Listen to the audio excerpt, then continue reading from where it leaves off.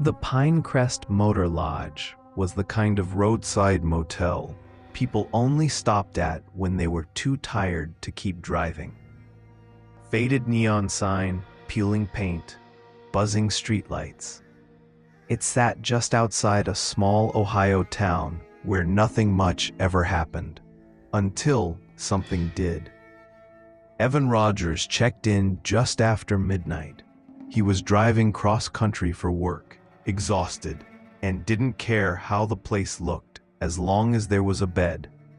The clerk, a thin older man with watery eyes, slid the key across the counter and said only one thing: "Try not to stay up if you hear anything. It's worse when you listen too closely." Evan blinked. "Hear what?" The clerk didn't answer. Room 204 was upstairs at the far end of the hallway.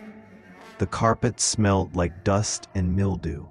The air was heavy and still, like it hadn't been opened in years. Evan dropped his bag, kicked off his shoes, and collapsed into bed. The mattress was stiff, but he didn't care. He just needed a few hours of sleep before driving again. A dim orange glow from the parking lot seeped through the thin curtains. At around 2:13 a.m., he woke to a sound. Not loud, not sudden, just footsteps. Slow, pacing, right outside his door. He lay still, listening. The hallway should have been empty. There were only 3 other cars in the lot. The footsteps moved from one end of the hall to the other. Heavy steps, like someone dragging their feet. Shh, clack, shh, clack. They stopped directly outside room 204. Evan held his breath. A soft, slow inhale seemed to come from the other side of the door. Then, 2 gentle knocks. Evan's heart hammered in his chest. He told himself it was just another guest. Someone restless, someone drunk, someone who got the wrong room. But he didn't move, didn't speak, didn't even breathe loud enough to hear. After a long pause, the footsteps continued, moving away, fading down the hall. He finally exhaled, but sleep didn't return. He stayed awake until dawn. At checkout time, he asked the clerk, "Does somebody walk the halls at night?" The clerk's expression didn't change. Room 204 used to belong to a long-term guest. Trucker. Stayed here every week. One night he stepped out for ice. Never came back. Police found his footprints in the hallway. Then they just stopped. Evan tried to laugh it off. "You're kidding." The clerk didn't laugh. "People hear him walking, looking for his room. Just don't open the door if you hear him. He doesn't remember he's gone." Evan left that morning, shook off the story, and hit the highway again. But that night, heavy rain flooded the area, forcing him to stop early. Every motel was full except one, Pinecrest Motor Lodge. He almost kept driving, almost, but exhaustion made the decision for him. The clerk recognized him. "Back again?" Evan nodded quietly. Room 204 key slid across the counter. No explanation this time. No warning. When Evan entered the room, something felt wrong.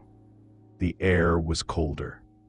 The mattress, sunken in the middle, looked like someone had been lying there recently. He shut the curtains, turned off the light, and tried to sleep. But at 2:13 a.m., exactly the same time, the footsteps started again. The rhythm was identical. Slow, dragging, patient. Shh, clack, shh, clack. This time the steps didn't pause at the other rooms.